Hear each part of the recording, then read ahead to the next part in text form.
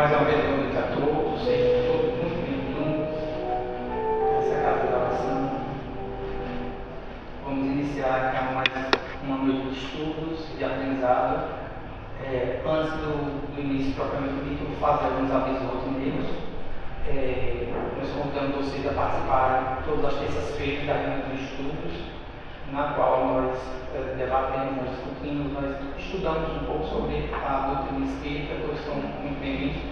A reunião começa às 19h30. Todo terceiro sábado de cada mês a gente realiza a campanha do quilo, a partir da qual nós doamos cestas básicas para famílias carentes. Quem tiver interesse de se juntar a nós doando uma cesta básica ou ao menos um quilo de alimento, a gente sempre deixa uma cestinha ali na frente. Quem quiser trazendo, a gente vai somando um quilo de uma coisa e outra, levando novas cestas. Afinal de contas, a gente deve suprir também a necessidade material das pessoas.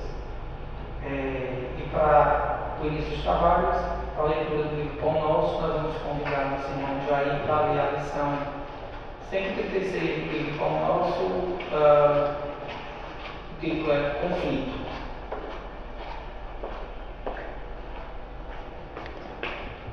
Boa noite. Boa noite.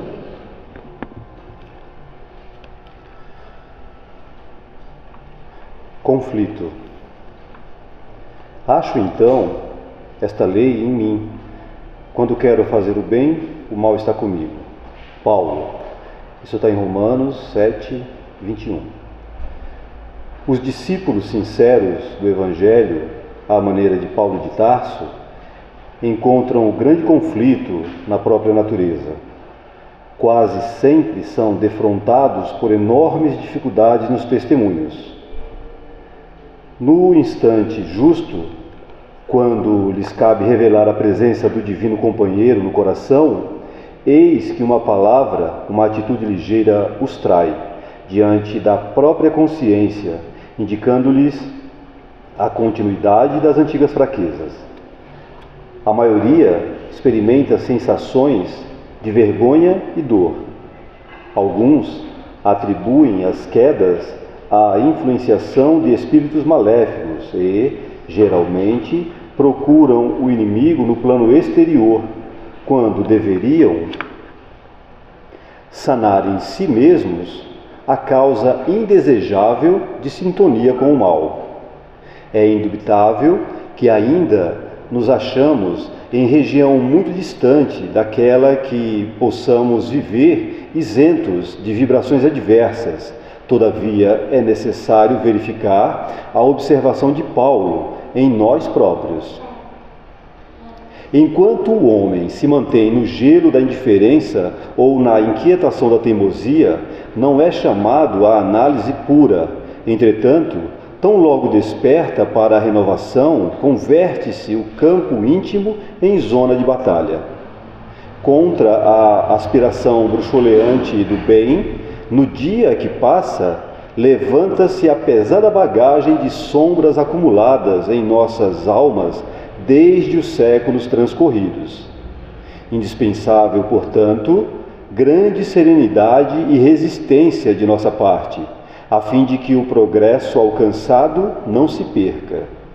O Senhor concede-nos a claridade de hoje para esquecermos as trevas de ontem, preparando-nos para o amanhã, rumo da luz imperecível.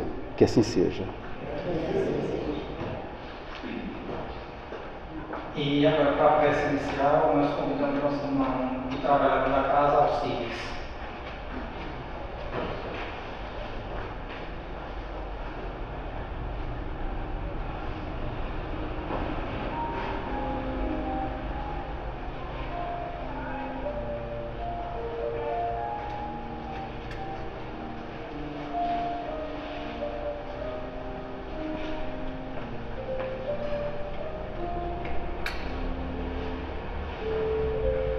Amigo Jesus, agradecido encontramos-nos por mais essa oportunidade, Senhor, de comungarmos nesta casa à luz da doutrina espírita, o Consolador prometido por ti e cumprido, tirando-lhe de nós o véu da ignorância que ainda corrói a nossa caminhada. Agradecido, Jesus, aos Espíritos santificados no bem, sob a sua coordenação, que guia esta casa, para que possa iluminar o nosso irmão palestrante da noite, para que possa ser envolvido nessa atmosfera de amor, conhecendo a espiritualidade e as nossas deficiências, que ele possa ser intuído e possamos voltar aos nossos lares muito mais fortalecidos. Somos conhecedores, Jesus, das nossas frágeis condições ainda na caminhada, mas estamos aqui, Jesus, em busca de conhecer através de Tua doutrina o que somos, de onde viemos, o que estamos fazendo aqui e para onde vamos. Porque são muitos, Jesus, as tempestades que a nossa consciência ainda corrói na caminhada. Mas como é gratificante, Jesus, sabermos que somos Espírito e que nunca morreremos, que temos várias oportunidades de crescimento para a compreensão da beleza de fazermos parte do universo do nosso Pai. Que esta vibração de amor, Jesus, atinja todos os corações, que nesse exato momento clama o Teu auxílio, mesmo na ignorância. Muita paz a todos.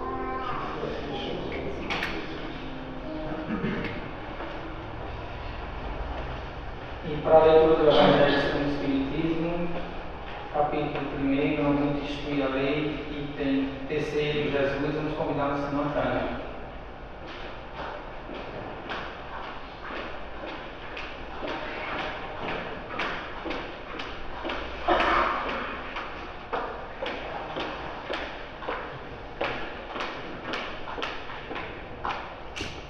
Boa noite. Cristo. Jesus não veio destruir a lei. O que quer dizer? A lei de Deus. Ele veio cumpri-la, ou seja, desenvolvê-la, dar-lhe o seu verdadeiro sentido e apropriá-la ao grau de adiantamento dos homens.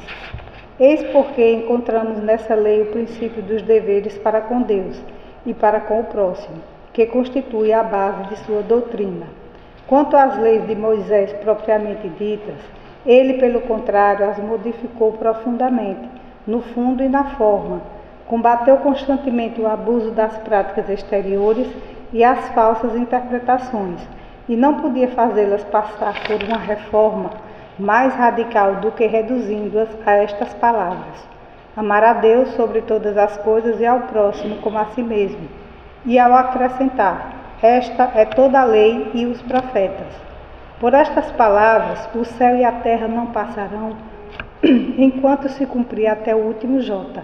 Jesus quis dizer que era necessário que a lei de Deus fosse cumprida, ou seja, que fosse praticada sobre a terra em toda a sua pureza, com todos os seus desenvolvimentos e todas as suas consequências. Pois de que serviria estabelecer essa lei se ela tivesse de ficar como privilégio de alguns homens ou mesmo de um só povo? Todos os homens, sendo filhos de Deus, são sem distinções objetos da mesma solicitude. Mas o papel de Jesus não foi simplesmente o de legislador moralista, sem outra autoridade que a sua palavra.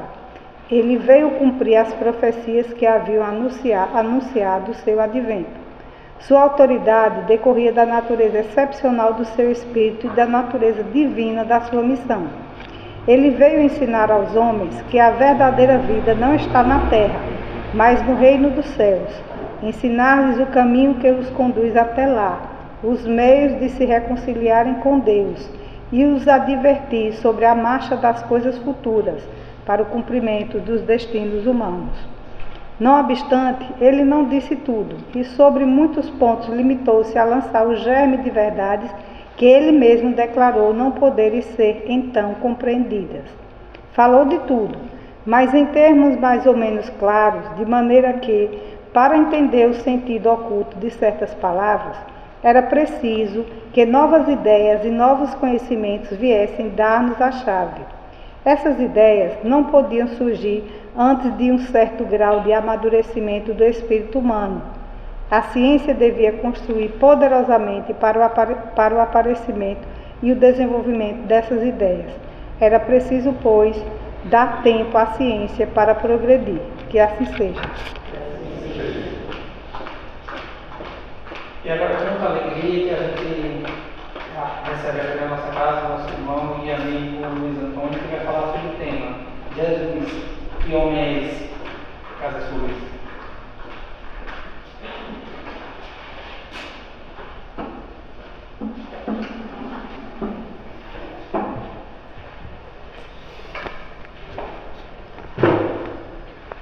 Bem, gente, boa noite.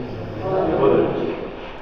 Vamos unir os nossos corações, as nossas mentes, entendendo o verdadeiro sentido pelo qual nos encontramos aqui reunidos, que é fundamental que a gente possa se esforçar para acrescentar entendimentos, valores, para que a gente possa vencer a nós mesmos, que estamos transitando por momentos críticos na humanidade e que cada um, portanto, precisa produzir em si esses elementos de mudança.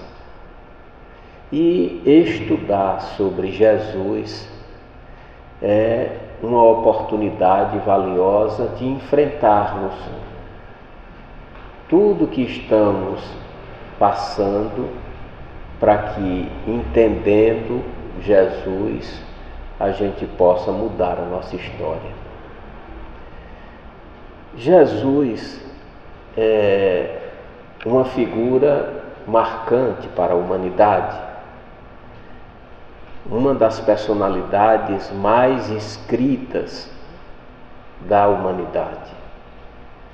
E essas escritas, houve divergências e existem divergências muito importantes sobre os pensamentos atribuídos ao entendimento dessa personalidade. E é fundamental que a gente então se interrogue: como é que a gente vê Jesus? O que é Jesus para nós? Porque para uns Jesus é o próprio Deus. Para outros, Jesus é um milagreiro. Para outros, Jesus é um rebelde. E há aqueles que escreveram sobre Jesus que até o acusam de ser uma figura do mal. Então os pensamentos e as ideias, elas abrangem diversos caminhos. E a gente precisa se perguntar agora: e como é que nós visualizamos Jesus? Como é que nós entendemos Jesus? Isso é fundamental termos definido, porque se atribuirmos assim: eu sou cristão. Olha, se eu estou afirmando que eu sou cristão, então eu preciso conhecer Jesus, eu preciso saber o que é que ele diz, o que é que ele ensina, o que é que ele pensa, para que eu possa seguir o seu pensamento, a sua ideia, os seus exemplos, aquilo a que ele prega, porque é isso que de fato vai me tornar cristão. Mas nós colocamos atos exteriores. Vocês acham que uma pessoa que se batizou, ela decidiu se batizar, olha, foi a decisão dela, então ela foi a uma igreja, e que existe diversos tipos de batismo, dependendo do pensamento religioso a que essa pessoa está inserida. Mas vamos refletir. Vocês acreditam de fato que um ato externo, eu levo meu filho recém-nascido, aí, olha, é a crença que eu professo, mas vocês acham que esse ato externo pode tornar esse nosso filho cristão? Isso é fundamental que a gente comece a pensar. Como pode um ato externo decidir sobre aquele ser? Como aquela pessoa pode ser cristã porque ela foi batizada? Veja que isso é fundamental. E aqui não vai nenhuma crítica a essa prática. Não é sobre isso que nós estamos falando. Nós estamos estudando sobre a personalidade de Jesus em nos tornarmos seguidores dele. Que é isso que precisa ser alterado. Porque a gente vai ver no próprio apelo de Jesus uma análise nos dizendo que haverá falsos cristos e falsos profetas. Se Jesus está nos dizendo isso, é porque Ele está nos convocando a agora termos a responsabilidade de avaliar as decisões que estamos tomando em relação aos seus ensinos. Pelo fato de eu frequentar uma religião, isso me torna cristão? Uma outra indagação bem valiosa. Olha, eu já fiquei em dúvida. Como eu posso garantir que um batismo transforma o meu filho em um cristão? Mas isso não é uma decisão dele não, gente. Veja só, se eu levo um recém-nascido, ele passou pelo batismo. Se for de uma igreja evangélica, eles não batizam o recém-nascido. É preciso que quem deseje batizar decida isso. Já melhorou, né? Mas não é a prática externa em si, é uma decisão íntima de nós. É uma decisão íntima. A gente pode estar em um templo religioso e pensando mal de alguém. E é justamente esses valores que guardamos no nosso íntimo que significa, de fato, se estamos sendo cristãos. Por isso é muito importante, muito valioso pensarmos e nos esforçarmos para entendermos Jesus. E agora, Jesus de fato é Deus? Existe um pensamento que diz que Jesus é parte de uma tríade: Deus, Filho e Espírito Santo, ou seja, a Santíssima Trindade. Mas então vamos refletir que é importante. Isso foi decidido num concílio, gente. Foram os bispos católicos que se reuniram e decidiram isso. Mas baseado em quê? Faz sentido o que eles estão dizendo? Veja que nós precisamos construir uma fé raciocinada. Eu preciso compreender aquilo que eu quero crer. Eu não posso crer aleatoriamente. Por quê? Porque a fé que não é baseada no entendimento, na razão, vira fanatismo, e o fanatismo vira violência. Por isso que os religiosos se matam há séculos e séculos, porque a gente defende a nossa ideia e a gente compromete até mesmo aquilo que a gente defende. Porque uma guerra sanguinária da humanidade foram as cruzadas, duraram 450 anos. E era o próprio clero quem financiava a guerra. Os exércitos que levavam a cruz de Jesus ia matar outros povos, abençoado pelos papas, financiados pelo papado. E aqui, volto a dizer, não estamos tecendo nenhuma crítica ao Papa, nem ao papado, nem à crença católica. Nós estamos estudando sobre o comportamento da humanidade. Ninguém é superior a ninguém. Isso precisa ser claro para nós. E se a gente assim compreender, a gente se aproxima da ideia e do pensamento de Jesus. Porque ser cristão é viver conforme os ensinos dele. Mas se nós sequer compreendemos os seus ensinos, nós não poderemos nos tornarmos cristãos.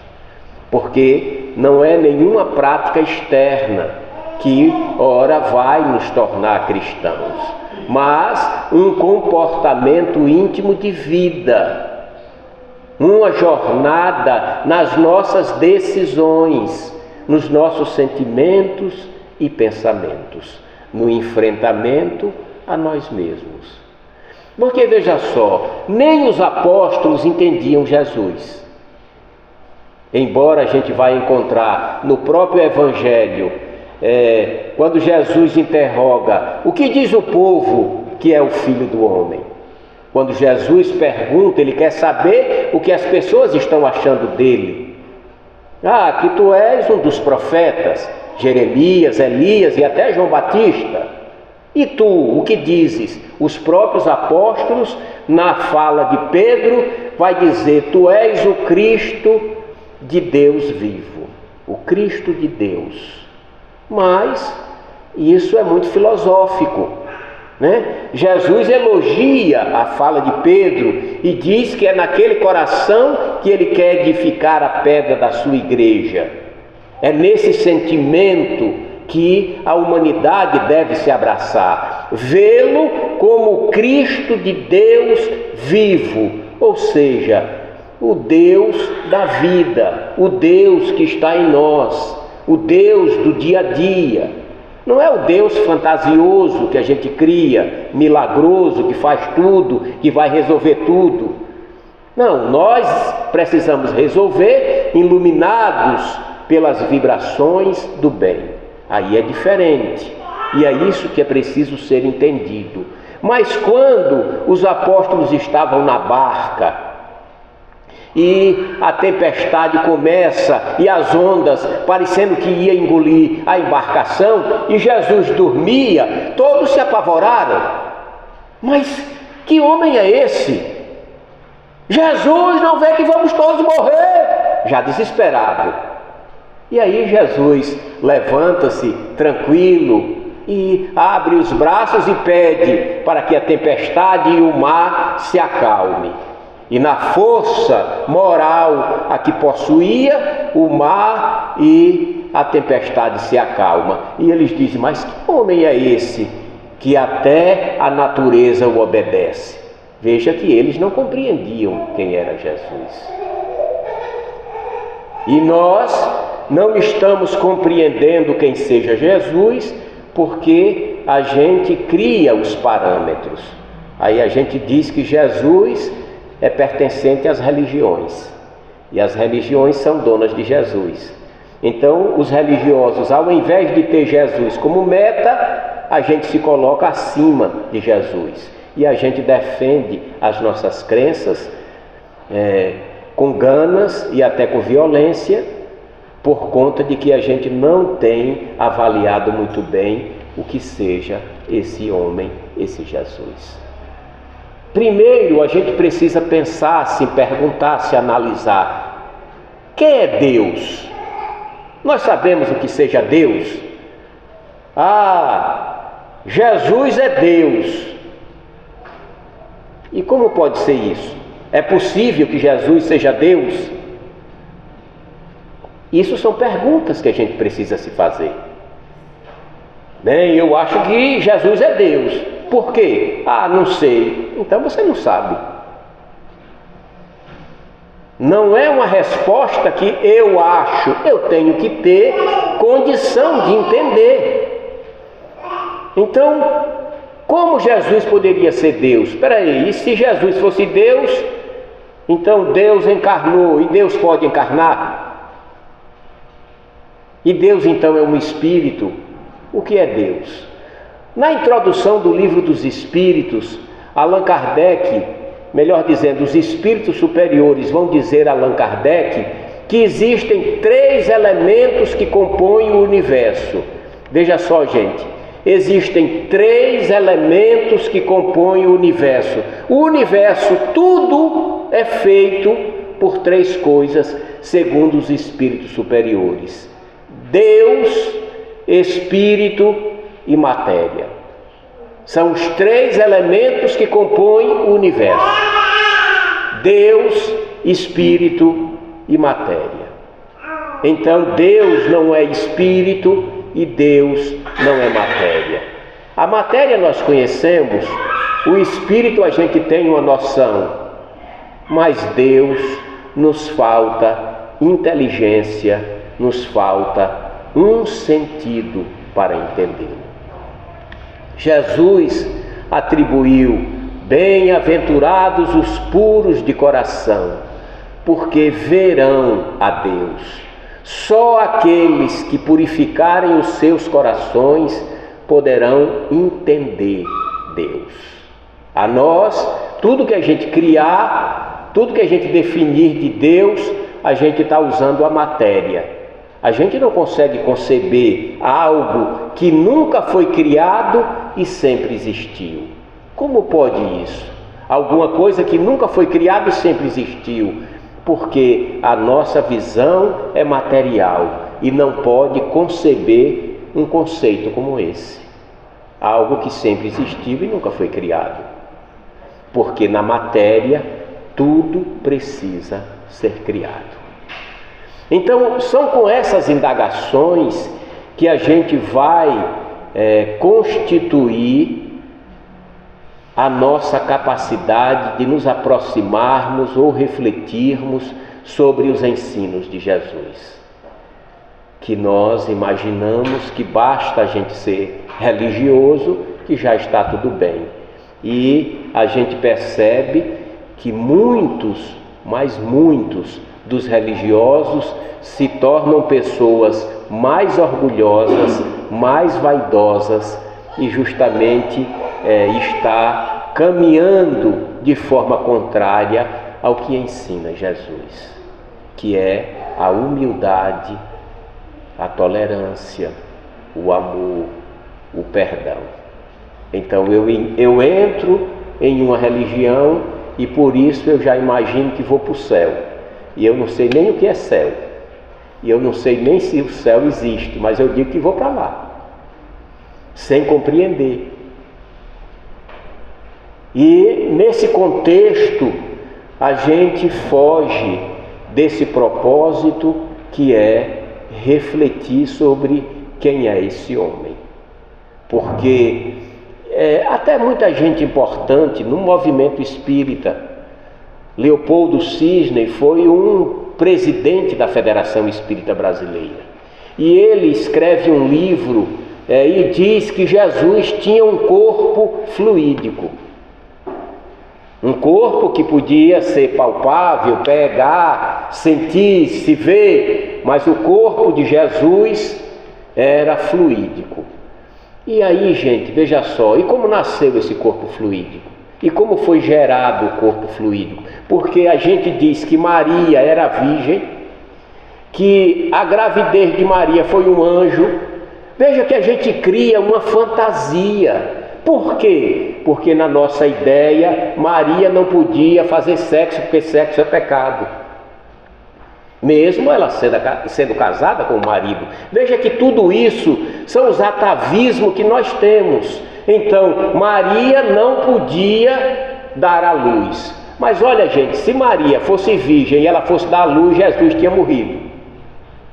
Porque a natureza anatômica do corpo da mulher é preciso que ela tenha um colo aberto para a passagem do feto. A natureza, ela é perfeita porque ela é atributo de Deus. Ela é criada por Deus, a perfeição, o absoluto. Mas veja que nós, ainda hoje, a gente defende ideias como essa. Lembro que recentemente, há alguns anos, aí uma escola de samba do carnaval colocou um Jesus que era espancado pelo chicote. E isso foi um furdungo no Brasil. Até o próprio Divaldo Franco fez críticas que eu fiquei surpreso, porque eu achei a ingenuidade dele. Um notável espírita que eu admiro, que oro por ele há décadas, antes do desencarne dele, que influenciou minha vida, mas que eu sabia, na minha visão, que aquela postura dele era de falta de entendimento do que fosse aquilo. Porque, gente, o nosso comportamento não é de agressivo com Jesus, não. Vamos analisar. Olha, nós estamos dentro de uma casa cristã, Agora, vamos olhar a nossa vida, o nosso pensamento, o nosso sentimento, se a gente não bate de chicote em Jesus todos os dias.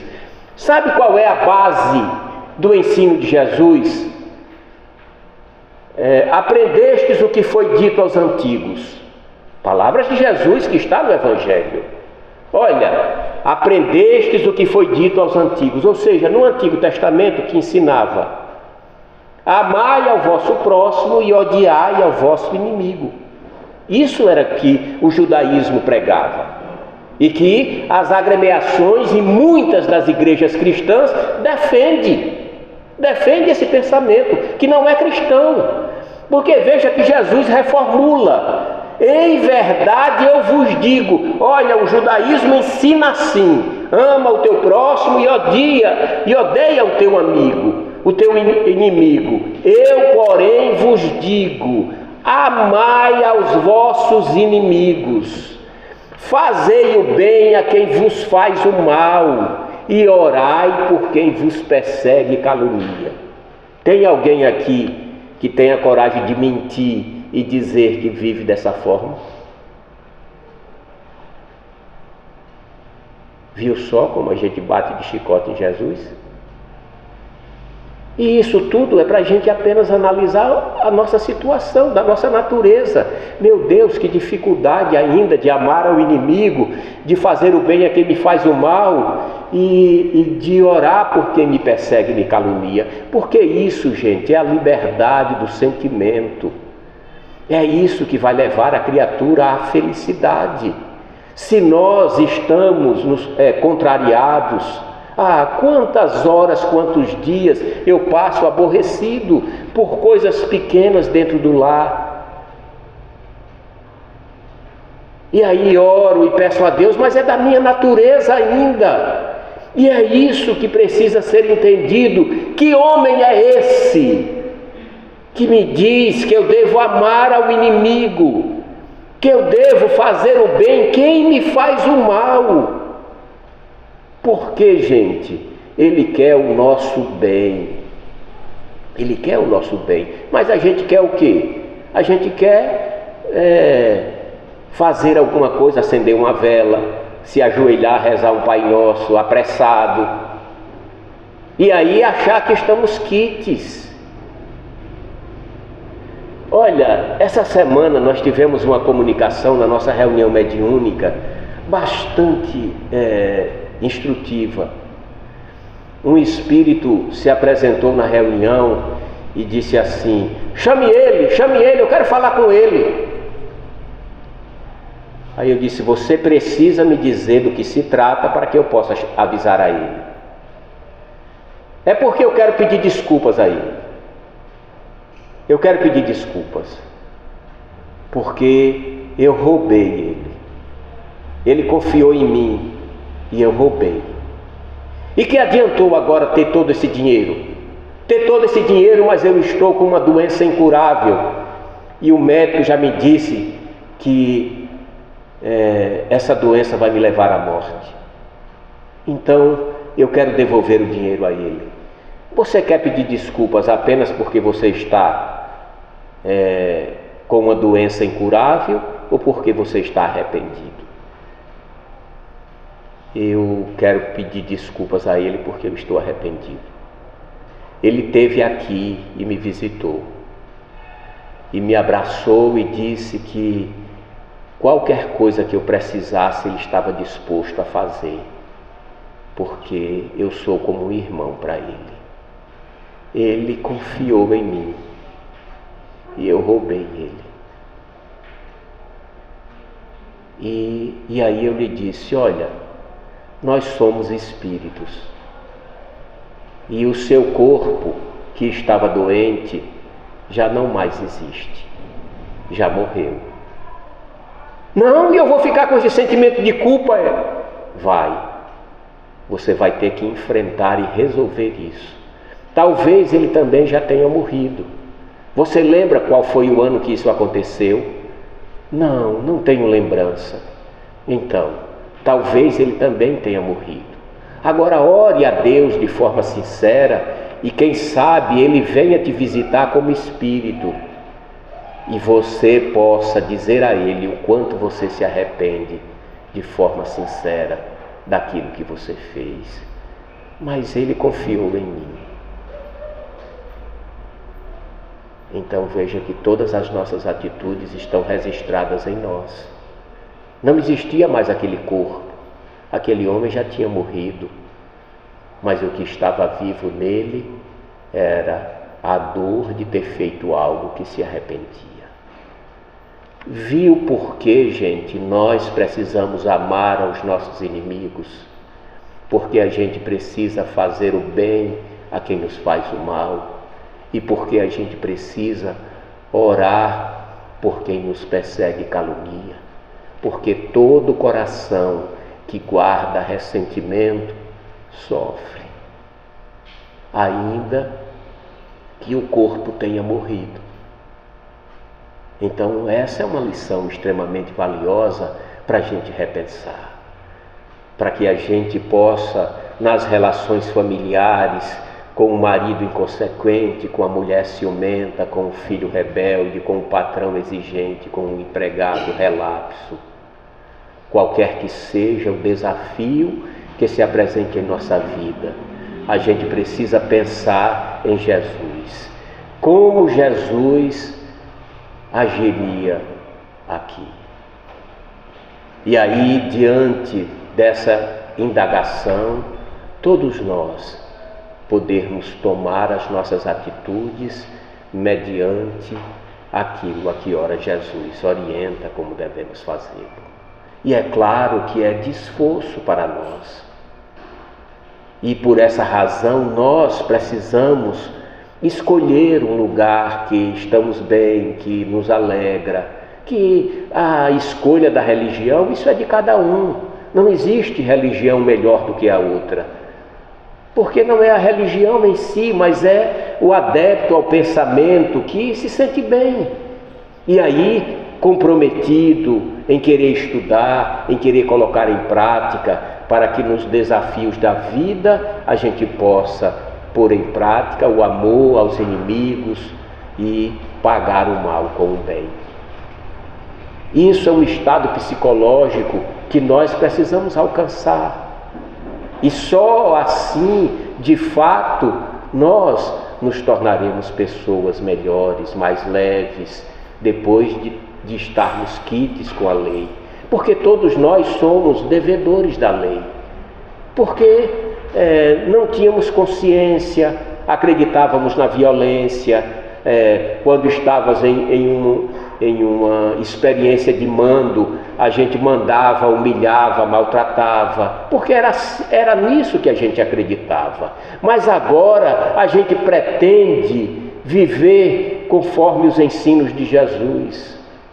E os ensinos de Jesus são valiosíssimos. O texto evangélico diz que um jovem chega para Jesus e diz: Senhor, eu quero ir ao reino dos céus. E o que devo fazer então para chegar até o reino dos céus?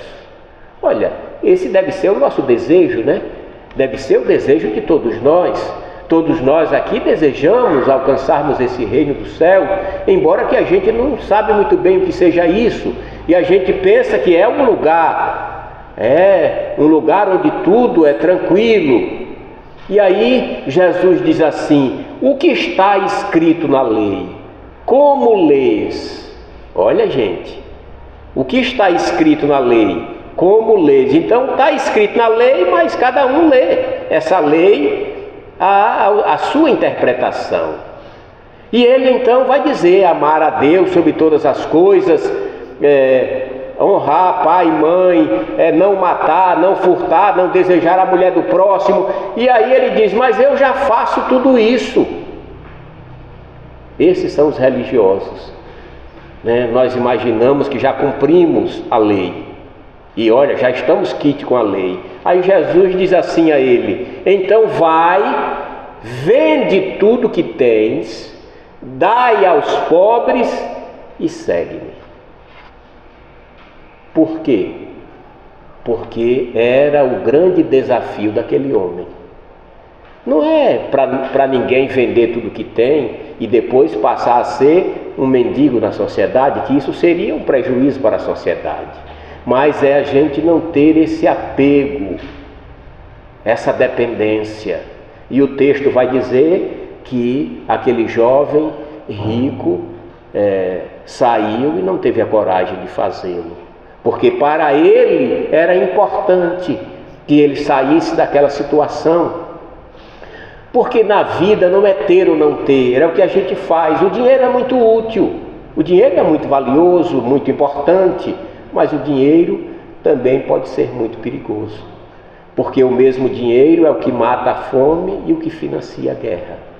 O dinheiro é neutro, ele nem é bom nem é mau. A direção que a gente dá a ele é que pode ser muito grave ou ser uma coisa muito boa, porque se pode fazer a caridade, se pode investir na ciência. E como é importante, né? A gente estava aí, o mundo inteiro trancafiado em casa, e foi a ciência que descobriu a vacina.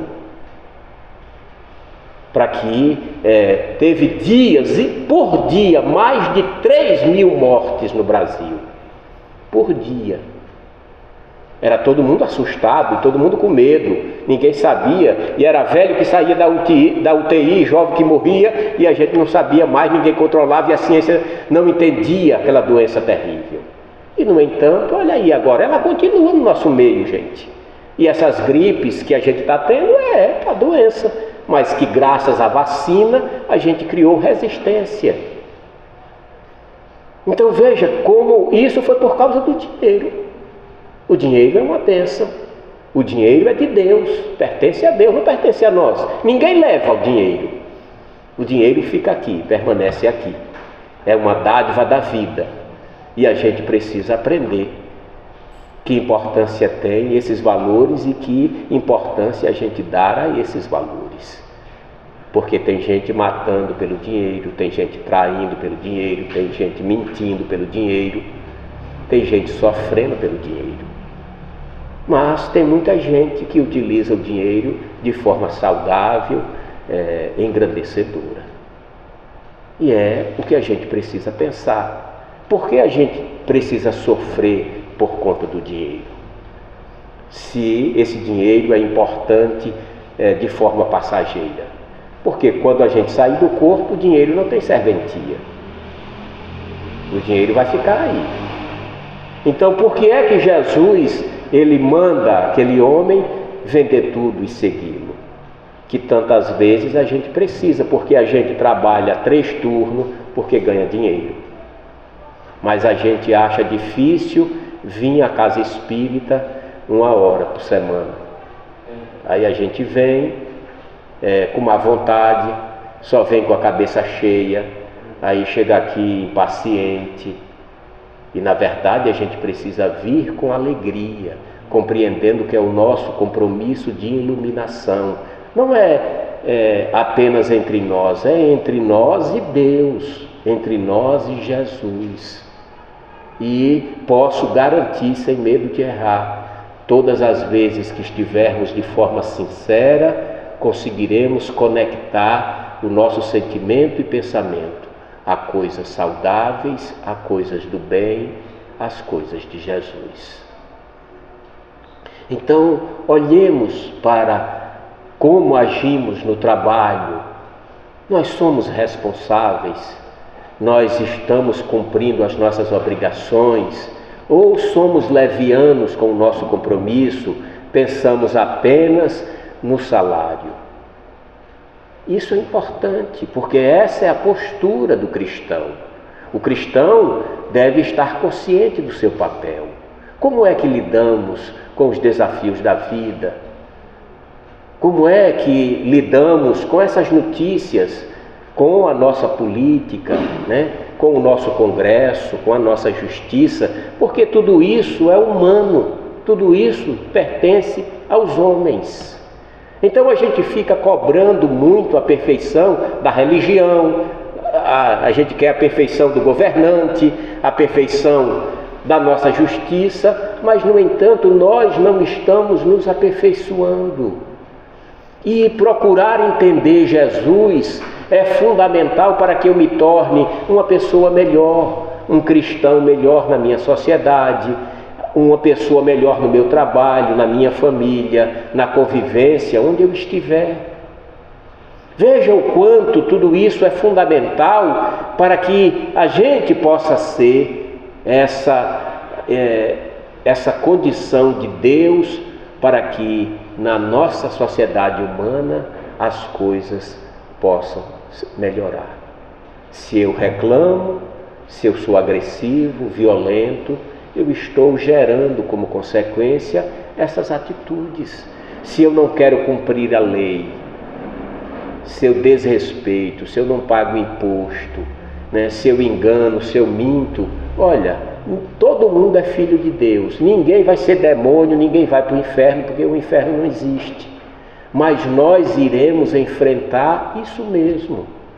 Se eu sou mentiroso e o meu corpo morre, eu vou para uma colônia onde só tem mentiroso, porque sou eu que me transporto para lá. Então são as pessoas egoístas, as pessoas que não sabem fazer nada uma pela outra, e aí é todo mundo necessitado, e todo mundo sofre porque um não pode estender a mão ao outro. Ah, isso é castigo? Não, isso é aprendizado, isso é oportunidade de crescimento, isso é oportunidade de despertar. Então Jesus deve ser esse homem que a gente deve buscar, porque ele nasceu como todo mundo nasceu. Como ele poderia ter um corpo diferente se foi a própria biologia que criou ele? Para ele ter um corpo diferente, ele não podia ter nascido de uma mulher. E Maria não engravidou coisa nenhuma de anjo. Quem nunca viu isso? Isso são as nossas fantasias. E nós precisamos amadurecer. Maria é um anjo, uma mulher capaz de carregar um espírito da evolução de Jesus no seu ventre. Não se precisa dizer mais nada dela. Está aí a maioria presente de mulheres que já gestaram. Sabe o quanto o feto influencia nos seus desejos.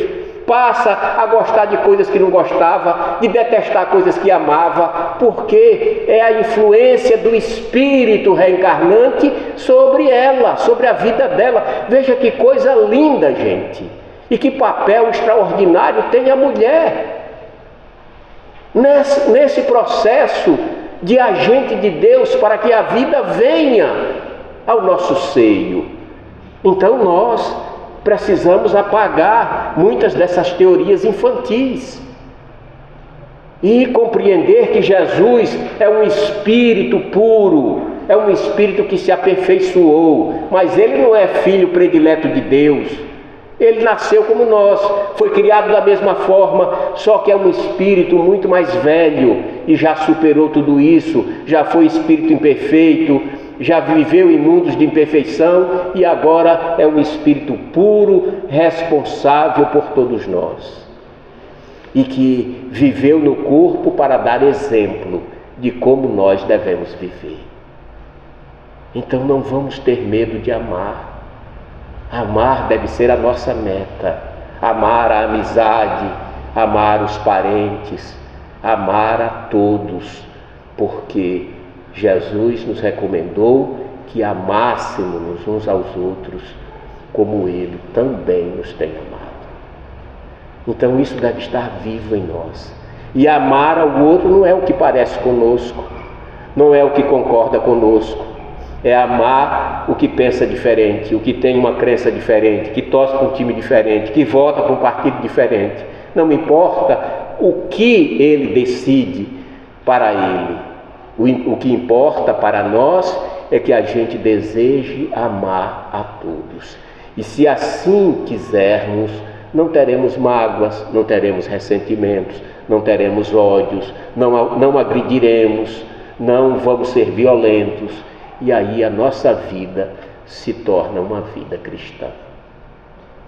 Para que a gente possa encerrar, queremos abrir um livro aqui muito bonito, um livro que foi ditado pelo espírito de Humberto de Campos, o irmão X, ao nosso maravilhoso Chico Xavier. O nome do livro é Boa Nova. Quem não leu esse livro, adquira, porque todo ele são, se não me engano, 30 histórias de passagens de Jesus. Todo o livro conta as passagens do Evangelho numa visão profunda da espiritualidade. E num desses capítulos é intitulado A Negação de Pedro. A Negação de Pedro. Como comumente todos nós negamos na nossa vida esse Jesus no qual devemos amar, mas que a nossa rebeldia, a nossa condição ainda o nega. E o texto diz que Jesus está lavando os pés dos apóstolos. E quando chega em Pedro, Pedro era o mais genioso, diz: não, Senhor, eu não permitirei que você lave os meus pés. E estou aqui chateado com os meus irmãos que permitiram que você lavasse os pés dele como um escravo comum. Isso está no Evangelho. E aí Jesus o chama a atenção, dizendo que se ele não permitisse que ele lavasse os seus pés, como é que ele poderia ser o seu mestre? Olha que lição, gente. Olha que lição. Porque a gente, quando vai estar num posto de autoridade, a gente quer humilhar, né? Jesus ensina que aquele que quer ser o mestre de alguém precisa ter uma atitude de escravo. Opa, isso eu não quero. E não importa, você tem todo o direito de não querer. Mas você não está entendendo a profundidade do ensino de Jesus.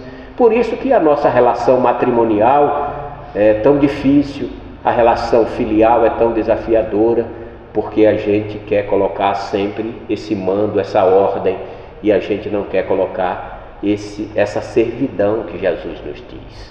Aí, depois que Jesus faz isso, ele diz que é chegado o momento em que ele vai para Jerusalém e lá vai ser entregue ao seu inimigo para ser morto.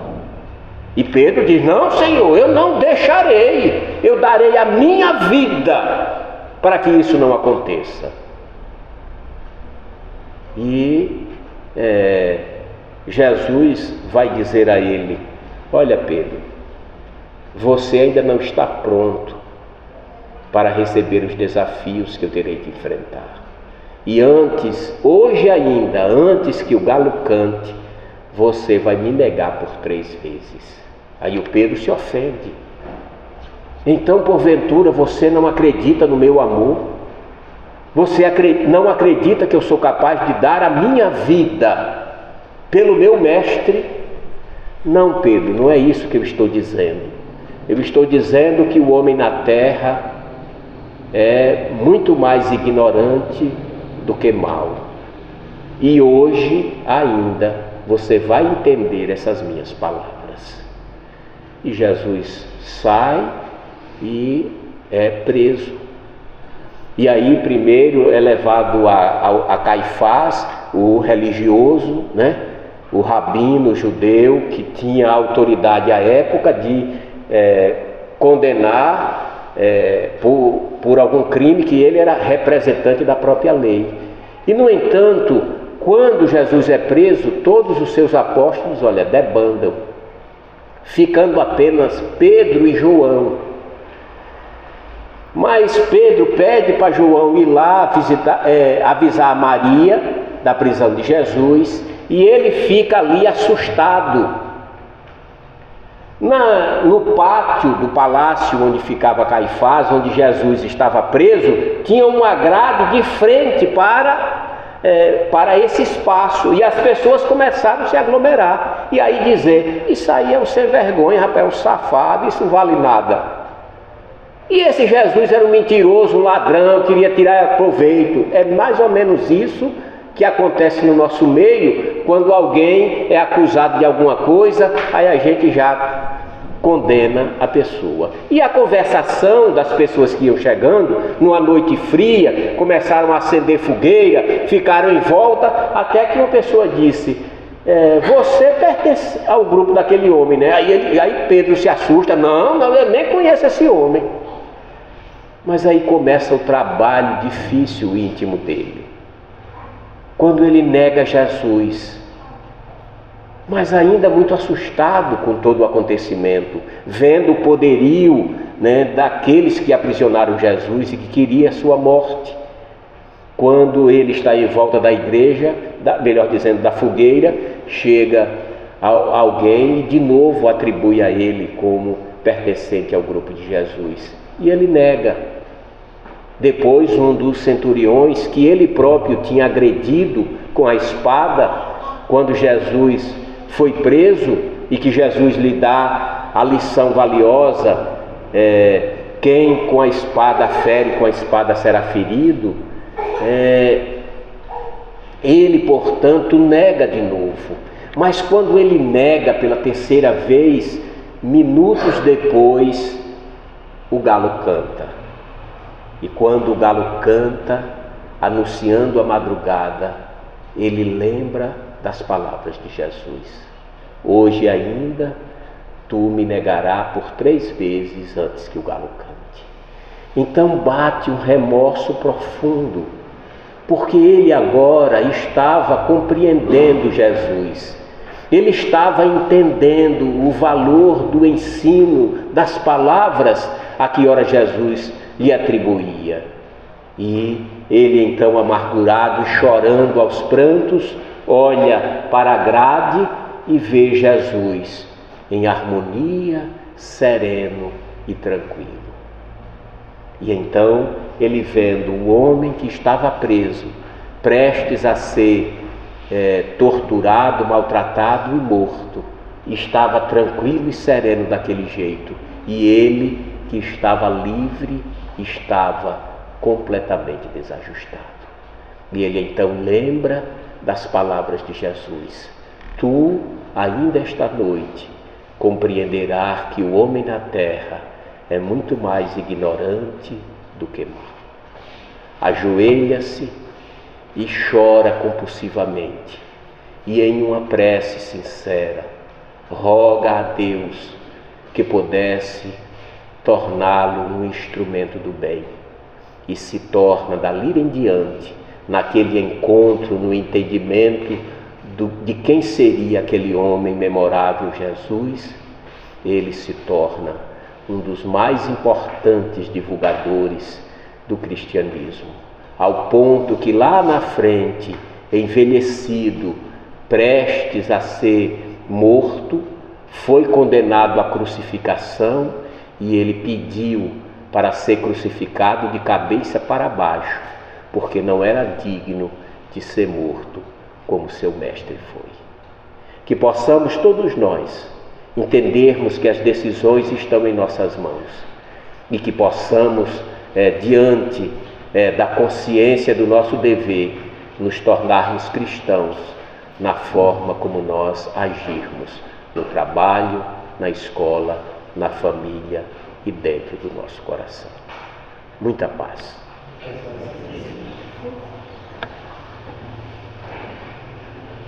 Se a gente pudesse resumir a figura de Jesus dentro de tudo que foi dito em uma palavra, Jesus é a representação material do amor. Então, que nós tentemos representar o que ele significou, o que ele significa, essa condição de espírito de luz e de amor nos nossos relacionamentos, nos conflitos que nós temos no dia a dia, que todos nós temos, e que nós levemos esse ensinamento da prata do amor como uma bandeira que a gente deve carregar ao longo da nossa vida, dos nossos desafios. Nosso muito obrigado ao Senhor Luiz por mais uma aula, uma palestra maravilhosa, um ensinamento. A gente sempre sai muito melhor do que quando a gente chega aqui a partir do que a gente aprende, né? E para a conclusão dos trabalhos, eu proponho o Luiz a fazer a prece final. E quem tiver interesse em receber o passe, por favor, faça uma fila do meu lado direito. E a gente se vê na semana que vem. Deus abençoe a todos. Muito obrigado por terem vindo.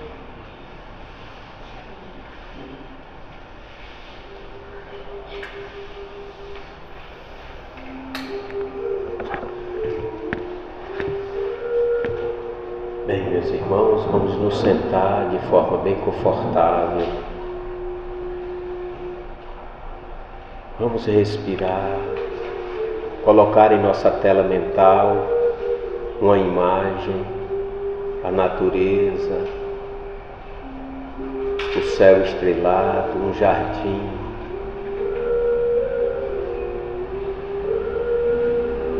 Colocar a imagem de nosso Senhor Jesus Cristo em nossa frente e a Ele podermos nos dirigir. Ó grande amigo Jesus, compreendendo que Tu alcançastes a perfeição e que olha para nós e reconhece a nossa essência, não nos julga, não nos condena e apenas nos ama. Mestre querido, desejamos tanto Te servir, Senhor. Queremos tanto abandonar as paixões, as más inclinações de nossa alma pequenina. Mas ainda não conseguimos, amado querido. Te pedimos que segure em nossa mão, ajude-nos a avançarmos em Tua direção. Sabemos que não podemos nos tornarmos perfeitos da noite para o dia, que será mediante cada análise, cada ideia, cada decisão corajosa que teremos que tomar nos desafios que a misericórdia dos céus oferece no nosso caminho. Por isso, estrela de Deus, Te rogamos que nesta hora possas iluminar o nosso caminho. Ajude-nos a tomarmos as decisões melhores e que coloquemos em nossos sentimentos sempre as Tuas orientações de amarmos os inimigos, de pagarmos o bem, o mal com o bem e de sorrirmos para todas as situações sem revolta, sem mágoa, sem violência. Queremos pedir, ó Mestre maravilhoso, por esta cidade, por toda esta comunidade. Queremos Te pedir, Senhor, nesta hora, para todos nós aqui presentes, carentes de Ti, nos abraça, amado querido. Enche o nosso coração de esperanças. Ajuda-nos a voltarmos à vida e a empreendermos os Teus ensinos nos desafios a que nós mesmos nos colocamos. Acende o Teu grande farol e ilumina toda essa região. Abençoa esta casa e todos os trabalhadores, sejam do plano material ou do plano espiritual, e que nesta noite, amado querido, possamos receber a Tua visita, a sorrir para a nossa alma, para que no dia vindouro possamos sorrir para tudo e todos que cruzarem o nosso caminho. Muito obrigado, amado querido, pela noite memorável e que possamos nos tornar os Teus discípulos, desejosos de forma sincera a vivermos como tão bem Tu tens nos ensinado. Muita paz.